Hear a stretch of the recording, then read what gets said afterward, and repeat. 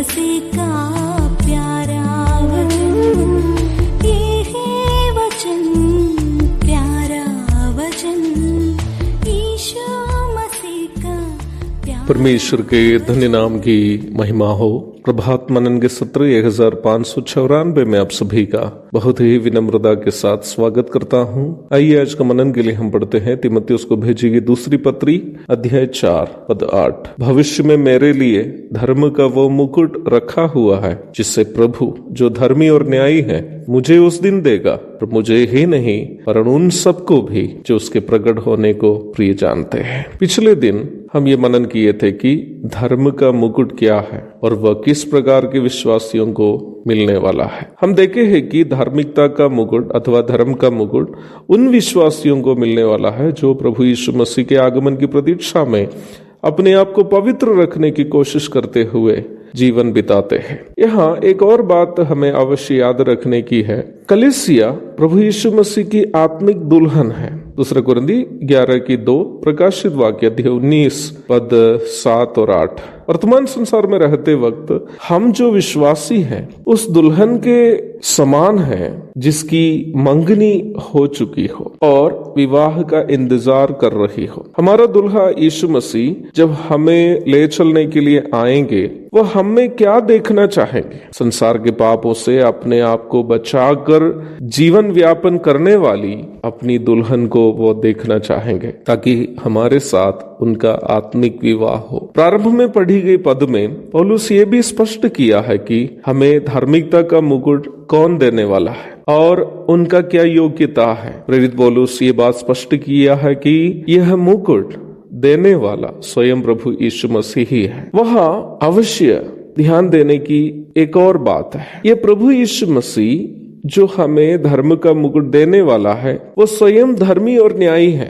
अंग्रेजी में धर्मी और न्यायी के लिए राइचस जज करके अनुवाद किया है, अर्थात धर्म से न्याय करने वाला।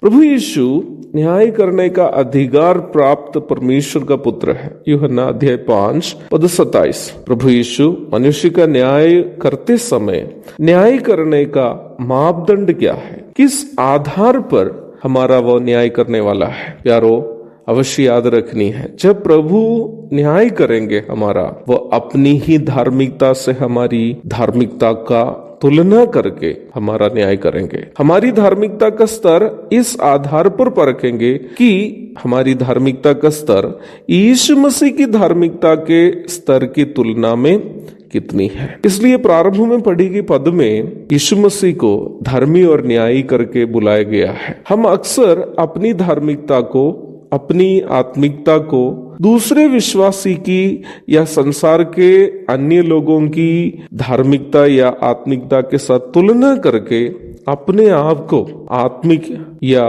धर्मी समझते हैं। परंतु यह बात हमें भूलना नहीं है कि प्रभु के न्यायासन के सामने हमारे कामों को यीशु मसीह की धार्मिकता के साथ तुलना करके उसका परख किया जाएगा।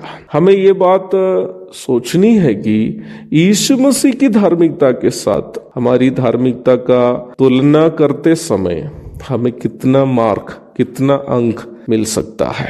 हमारी धार्मिकता तोलने का मापदंड कभी भी दूसरे विश्वासी की धार्मिकता या दुनिया के लोगों की धार्मिकता नहीं है। हमारे हर काम यीशु मसीह के पवित्रता, यीशु मसीह की धार्मिकता के साथ तुलना करके परखा जाएगा। इसलिए ही इस वर्तमान संसार में जीवन बिताते वक्त पवित्रता के साथ जीने के लिए हमें हमेशा अपने कामों को इस प्रकार परख कर उससे करना है कि यदि हमारे स्थान पर उस कार्य को यीशु मसीह करते तो वो कैसे करते हैं। तभी परमेश्वर के न्यायासन के सामने हम अपने आप को धर्मी के रूप में पेश कर पाएंगे। एक और शुभ दिन की धन्य कामनाओं के साथ आज का मनन मैं यहाँ समाप्त करता हूँ। प्रभु आप सबको आशीष दे।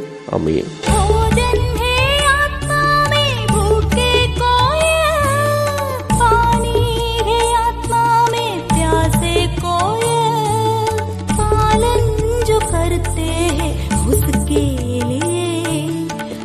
आशीष पा